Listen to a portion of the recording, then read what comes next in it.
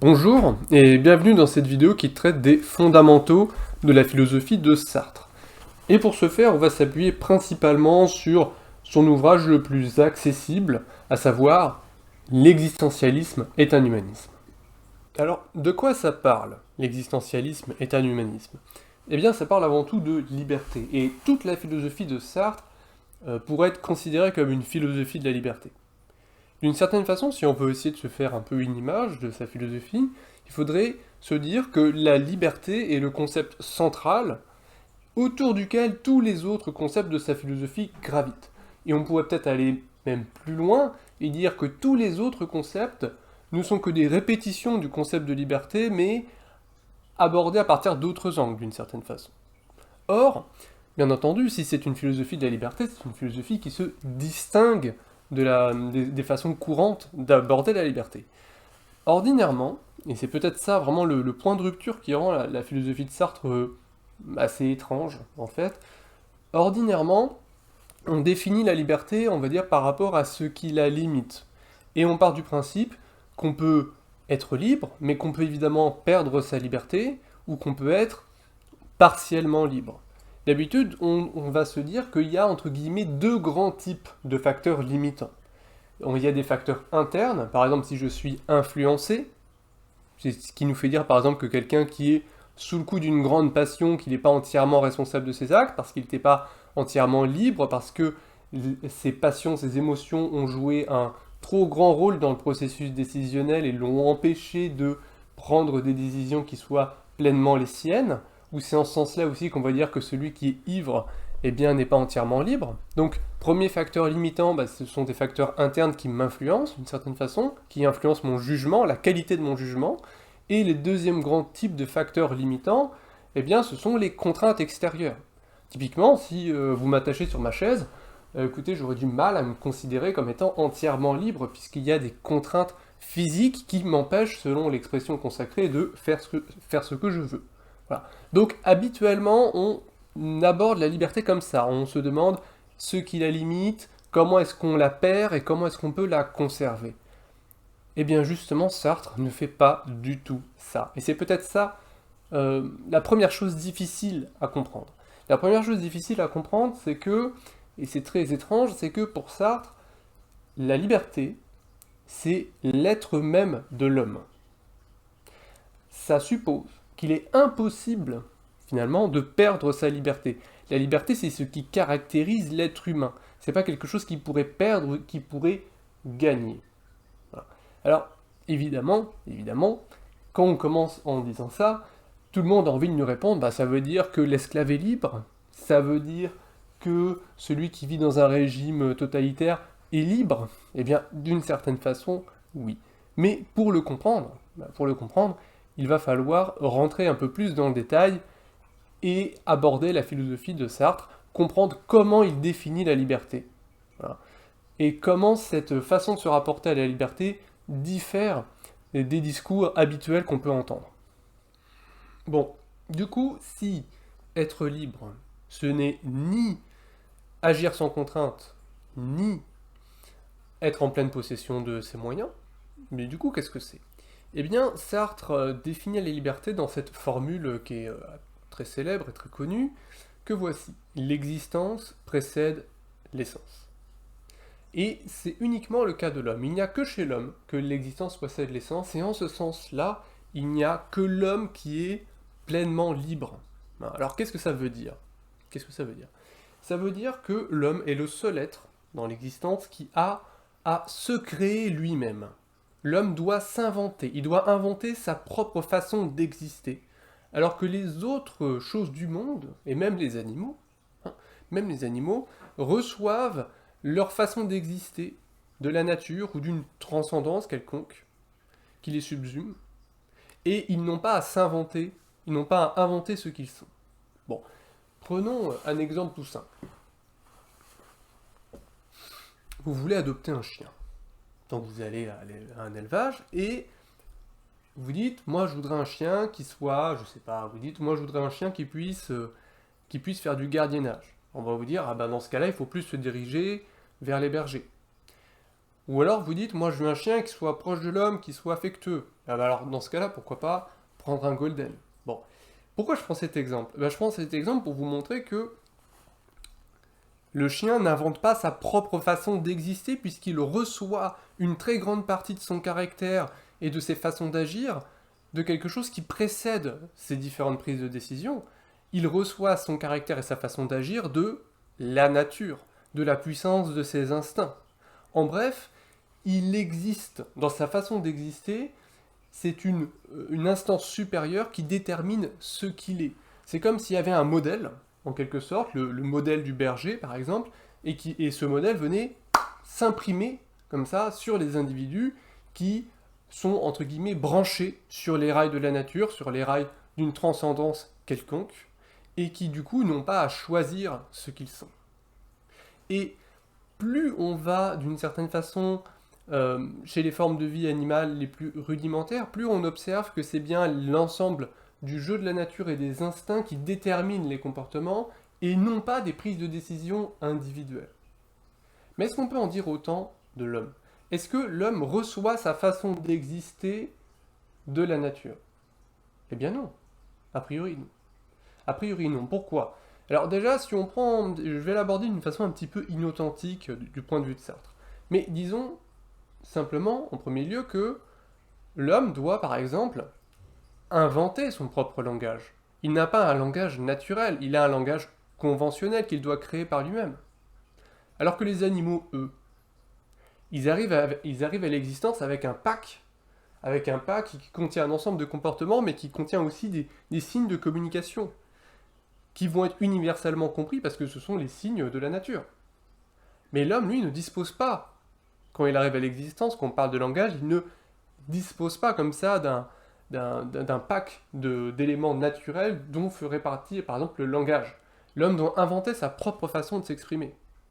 Et pour faire société, regardons par exemple les fourmis ou que sais-je encore, n'importe quelle forme de vie animale qui vit en groupe, qui forme société, parce que les animaux forment société, ils reçoivent de la nature une organisation sociale solide qu'ils ne remettent jamais en question. Ils ne la remettent jamais en question parce que exister pour eux socialement, eh bien, ça signifie cela, ils ont une forme d'organisation sociale qui est inscrite en eux et qu'ils ne remettent pas en question et qu'ils ne modifient pas, et qu'ils ne choisissent pas, qu'ils ne créent pas.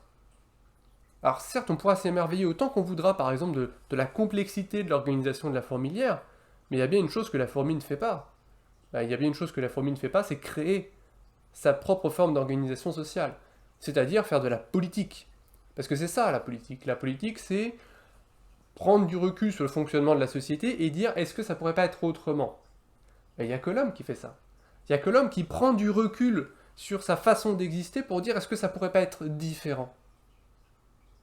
Donc l'animal, il a beau être aussi performant qu'il veut, il a beau être aussi intelligent qu'il veut, il a beau avoir des formes d'organisation sociale aussi impressionnantes qu'on voudra, eh bien ça ne change rien au fait que ces différentes formes d'organisation sont reçues de la nature comme des blocs préfaits, et que ce n'est pas lui qui les crée en quelque sorte.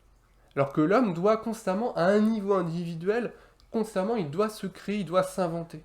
Et si je vais un petit peu plus loin, qu'en est-il de la sexualité? Évidemment, il y a une sexualité naturelle. Évidemment, il y a une sexualité naturelle chez les animaux et chez l'homme. Mais l'homme, lui, il peut aller au-delà de la sexualité naturelle. C'est-à-dire que la nature ne va pas entièrement le définir, même sur le plan sexuel, parce que l'homme peut développer d'autres formes, entre guillemets, de sexualité. Il peut devenir homosexuel, il peut devenir bisexuel, il peut devenir asexué, il peut devenir non-genré, il peut devenir... Enfin, je sais pas, il peut tout devenir. L'homme, il est celui qui doit s'inventer lui-même et la nature ne saurait jamais épuiser ce qu'il est. Eh bien, c'est ça la liberté. C'est ça la liberté. C'est l'état dans lequel se trouve l'homme lorsqu'il arrive à l'existence. Il regarde en lui et qu'est-ce qu'il trouve? Le vide. Il trouve un vide. Il trouve un vide contrairement à l'animal qui trouve toujours la nature qui lui dit voilà ce que tu es, voilà ce que tu dois faire. L'homme, quand il arrive à l'existence, il trouve un vide et il doit s'inventer lui-même. Voilà ce que signifie l'existence précède l'essence. Alors l'essence, ce que ça veut dire, c'est ce qui nous définit en propre, fondamentalement. Donc quand on dit l'existence précède l'essence, ça veut dire que d'abord j'existe, et ensuite je dois définir ce que je suis. contrairement à l'animal.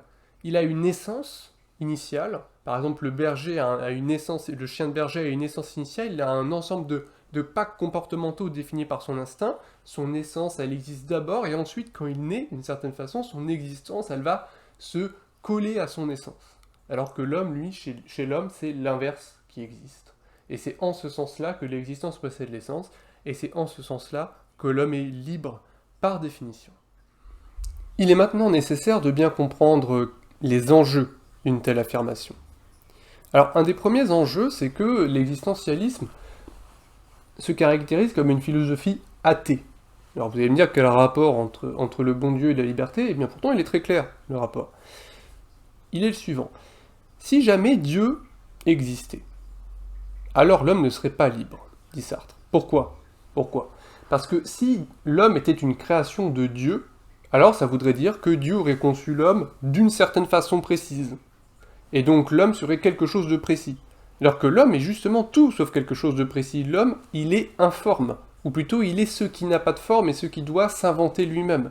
S'il avait un créateur, alors l'homme serait un concept déterminé, défini et limité dans l'entendement de Dieu, et donc l'homme existerait d'une façon précise. Mais plus encore, si Dieu existait, alors il y aura un ensemble de valeurs et de commandements qui viendraient de Dieu et qui s'imposeraient à l'homme et qui lui retireraient la nécessité dans laquelle il se trouve de s'inventer lui-même. En d'autres termes, s'il existait des valeurs absolues, alors qu'elles viennent de Dieu ou qu'elles viennent d'une certaine façon de la morale, comme on va en parler dans un instant, alors l'homme n'aurait pas à s'inventer lui-même puisqu'il réglerait son existence, il brancherait son existence d'une certaine façon sur les rails de l'absolu. Donc, si Dieu existe, il n'y a pas de liberté, ou plutôt on va le dire dans l'autre sens. Puisque j'expérimente ma propre liberté, puisque quand je regarde en moi, je sens bien un vide, je sens bien le vide de l'appel de la nature, je sens bien qu'il n'y a rien en moi qui me dit ce que je suis, ce que je dois être, et que je suis bien obligé de m'inventer moi-même, eh bien je déduis du fait de ma liberté l'absence d'un Dieu qui m'aurait conçu d'une certaine façon, et qui m'imposerait ses commandements. Mais Sartre ne va pas se contenter de seulement critiquer la religion, de seulement refuser la religion en déclarant que l'existentialisme est athée. Il va aller plus loin que ça. Parce qu'en fait, il va vouloir tirer toutes les conséquences qui s'imposent de la disparition de Dieu. Et il dit effectivement, s'il n'y a plus de Dieu, en réalité c'est très fâcheux, c'est un vrai problème. Pourquoi? Parce que, avec la disparition de Dieu, toutes les valeurs soi-disant absolues disparaissent aussi. Et en fait, ce qu'il a dans le viseur, c'est toute la philosophie morale. Toute la philosophie morale qui prétend, même en se passant de Dieu, imposer des valeurs morales absolues. Par exemple, le kantisme, la philosophie de Kant, la philosophie morale de Kant, qui prétend avoir un impératif catégorique, universel, qui se passe de l'existence de Dieu, mais qui nous impose un certain type de comportement en toutes circonstances. Eh bien ça, dit Sartre, c'est contraire à la liberté humaine qui doit s'inventer constamment.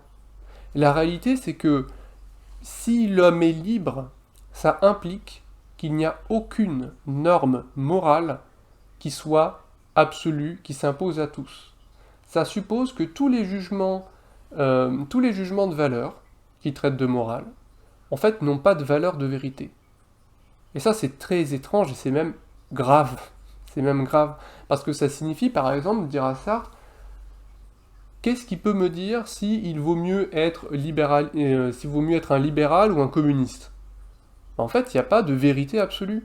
Il n'y a pas, il est impossible de dire, par exemple, que le communisme a en soi plus de valeur que le libéralisme. Parce que si c'était le cas, par exemple, si le communisme avait plus de valeur que le libéralisme, eh bien ça voudrait dire que les hommes ne sont pas libres et que quand ils choisissent, soit ils sont dans l'erreur, soit ils sont dans la vérité. Cela voudrait simplement dire qu'il faudrait bien connaître les choses, et une fois que les choses seraient bien connues, eh bien, il y aurait une décision qui s'imposera à moi et que j'aurais finalement pas à prendre de décision. Parce que si le communisme est objectivement meilleur que le libéralisme, dans ce cas-là, j'ai pas à choisir. J'ai pas à créer, parce que le choix est évident, parce qu'en fait, il n'y a pas de choix. Donc ça veut dire, et ça c'est très difficile, et c'est un vrai problème dans la philosophie de Sartre, que les différents systèmes de valeurs morales, j'entends par là, qu'il n'y a pas de hiérarchie à faire entre eux. et que l'homme, il est condamné à choisir ses propres valeurs, malgré le fait que ces différentes valeurs ne sont pas hiérarchisables. Et là, j'anticipe un petit peu sur les objections, mais Sartre les mentionne très clairement dans l'existentialisme et un humanisme, et l'objection la plus évidente, c'est, dans ce cas-là, est-ce que l'existentialisme n'est pas une philosophie qui est immorale?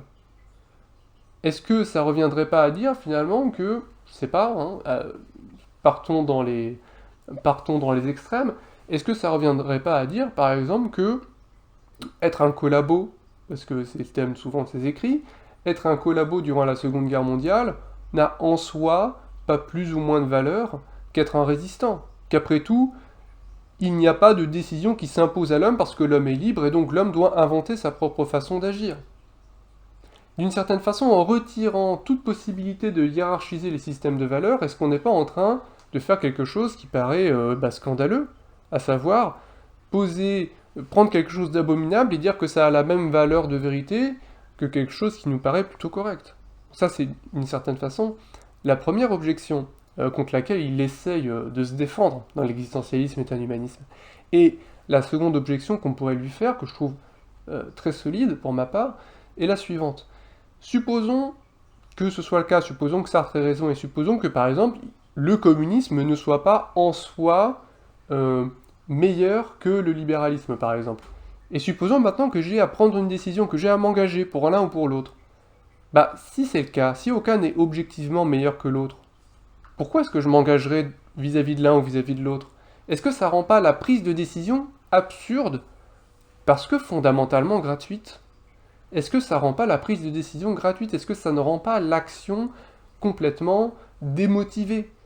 Est-ce que d'une certaine façon, je pourrais pas prendre une pièce, la jeter et prendre au hasard, puisque l'un n'est pas meilleur que l'autre dans l'absolu? Est-ce que ça rentre pas totalement en contradiction avec notre façon de raisonner quand on s'engage, politiquement parlant? Parce qu'évidemment, quand je m'engage, si je dois choisir entre communisme et libéralisme, je prends cet exemple parce que c'est l'exemple qu'il prend dans le livre, si je dois choisir entre communisme et libéralisme, quand je choisis, je me dis pas, la base de mon choix, c'est le fait que je dois faire un choix. C'est ce que Sartre dit, mais ça n'a presque aucun sens. Quand je réfléchis, quand j'agis au quotidien, je pense pas comme ça. Quand j'agis au quotidien, je me dis, je raisonne et j'essaye de déterminer quelle est la meilleure position. Je veux dire, voilà, le communisme c'est mieux pour telle et telle raison, et c'est pour ça que je m'engage. En fait, je m'engage parce que c'est mieux. Je m'engage pas parce que c'est une façon d'exprimer ma liberté, d'une certaine façon. Et c'est aussi pour cette raison que l'existentialisme avait très mauvaise presse au moment où Sartre écrivait, parce que c'était une philosophie qui était souvent taxée d'immoralisme, précisément parce qu'elle refusait de dire que tel système de valeurs était meilleur qu'un autre. Parce que si jamais, encore une fois, si jamais il y avait un système de valeurs qui s'imposait de par son évidence, alors l'homme n'aurait pas à s'inventer. Bon alors en effet, tout cela paraît très paradoxal, parce que c'est pas comme ça qu'on décrit nos actes au quotidien. Ça tombe bien, Sartre en a totalement conscience, et c'est pour ça que Sartre dit qu'au quotidien nous faisons preuve de mauvaise foi. La mauvaise foi, c'est un concept qui est très central dans la philosophie de Sartre, et c'est un concept qui est très étrange. Il consiste, grosso modo, en ceci. Alors, l'homme ne peut pas ne pas être libre. Il est toujours libre parce que c'est inscrit dans le fond même de son existence, parce qu'il doit choisir ce qu'il est, comme on en a déjà parlé précédemment. Mais le choix, peut-être que vous le sentez, le choix, c'est angoissant. Choisir, c'est angoissant. Alors déjà, la raison simple pour laquelle choisir est angoissant, c'est parce que choisir implique responsabilité. Si je suis libre, je suis responsable de ce que je suis. Je ne peux pas, en quelque sorte, excuser mes échecs en disant « bah oui, mais c'est parce que je suis né dans un mauvais quartier, ou c'est parce que ceci, ou c'est parce que cela, les circonstances étaient contre moi. » Non, la philosophie de Sartre est une philosophie de responsabilité, donc c'est une philosophie qui est un peu dure envers l'individu, parce qu'elle lui impute ce qu'il est. Donc pourquoi déjà le choix c'est angoissant, pourquoi la liberté est angoissante? Parce qu'on ne veut pas être responsable de nos actes. Et c'est la raison pour laquelle, par exemple, on va essayer de maquiller nos actions en faisant comme si on n'était pas libre, parce qu'on ne veut pas être responsable. Mais la deuxième raison pour laquelle la liberté est angoissante, elle est bien plus profonde, c'est parce qu'il y a un malaise qui est existentiel dans le fait même de choisir ce qu'on est. Et ça, c'est difficile à expliquer, c'est quelque chose qui se ressent. Je pense qu'on l'a tous ressenti à un moment donné de notre existence, qu'on devait prendre une décision, qu'elle est vraiment déterminée, nous orienter notre quotidien dans un sens ou dans un autre, qu'elle est vraiment être importante. Eh bien, c'est une décision, on dit toujours qu'elle n'est pas facile et qu'elle est angoissante, parce que justement, choisir ce qu'on est, c'est angoissant. C'est plus facile pour l'individu de ne pas avoir à choisir, et de se reposer sur les autres, de se reposer sur les circonstances. Par exemple, un moment typiquement angoissant, c'est quand vous êtes étudiant, vous êtes au lycée, puis on vous dit, bon, bah maintenant il va falloir que tu choisisses ton orientation. Parce que là, on a plein de possibles en face de nous, et on doit choisir qui on va être. Alors, certes, notre métier ne nous détermine pas entièrement, mais il détermine quand même une grosse partie de notre existence. Donc on doit choisir qui on va être, et ça c'est un peu douloureux, c'est un peu difficile, et ce serait beaucoup plus simple d'une certaine façon pour l'individu si on pouvait lui dire, bah voilà, toi tu es ceci. Bon. Et parfois, certains individus ils pourraient même avoir tendance à le faire. Par exemple, ils vont prendre telle orientation en disant, ah bah parce que c'est de père en fils, c'est toujours comme ça dans notre famille. Parce que choisir le métier du père, bah, c'est la meilleure façon d'esquiver la nécessité d'avoir à choisir, et donc d'esquiver, d'une certaine façon, le malaise existentiel qui s'ensuit. Eh bien, au quotidien, on est toujours comme ça. Au quotidien, on est toujours en train de dire, mais vous comprenez, si j'ai commis un délit, c'est parce que j'ai grandi dans un mauvais quartier. Voilà, c'est pas mon choix, c'est pas ma liberté. Ou ainsi de suite. Voilà. Donc, le problème fondamental, c'est que les hommes... Pourquoi en fait tout ça nous paraît paradoxal? Pourquoi la philosophie de Sartre nous paraît paradoxale? Parce que nous sommes traversés d'une certaine façon par la mauvaise foi, et parce qu'on veut se persuader qu'on n'est pas libre, parce que accepter ça, bah, en fait c'est angoissant. Bon alors avec tout ça, est-ce qu'on a répondu à l'objection initiale? Vous vous souvenez, on se demandait, admettre la position de Sartre, est-ce que ça revient pas à dire, si on dit que tout le monde est libre constamment, est-ce que ça revient pas à affirmer des choses qui n'ont aucun sens? Par exemple, l'esclave est libre, et celui qui vit dans un régime totalitaire est libre. Si je vous attache à une chaise, est-ce que vous êtes libre? Bah, d'une certaine façon, si on admet que la liberté c'est l'être de l'homme, bah, il faudrait répondre oui. Est-ce que tout ça a un sens? Eh bien, je pense qu'il faudrait faire une distinction très simple, en réalité, et très classique, pour résoudre cette objection. Je pense que quand on raisonne comme ça, on confond liberté et puissance. L'esclave, il est impuissant, il n'a pas perdu sa liberté, du point de vue de Sartre. Alors, pourquoi est-ce que l'esclave est libre? Il est libre parce que c'est toujours un homme qui est capable de concevoir les différentes possibilités qui s'offrent à lui, qui est capable de rêver d'une autre vie, qui est capable de se construire un projet, qui est capable de se rebeller. La possibilité de se rebeller, ça montre que dans son être, c'est quelqu'un de libre. Ce que ne ferait pas un robot, ce que ne ferait pas un androïde, ce que ne ferait pas un robot. Le robot ne serait pas capable de penser une autre façon d'exister. Il fait ce pourquoi il est fait. Mais l'esclave, il sait bien qu'il n'est pas fait pour être esclave. Et c'est pour ça que c'est un être qui est libre. Parce que la liberté, c'est pas un acte. La liberté, c'est dans le fond de son être.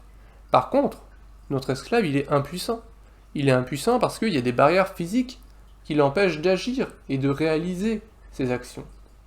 Donc si on garde bien en tête ces distinctions, je pense, entre liberté et puissance, on peut comprendre que on peut comprendre que ne pas réussir ses actions ne veut pas dire perdre sa liberté.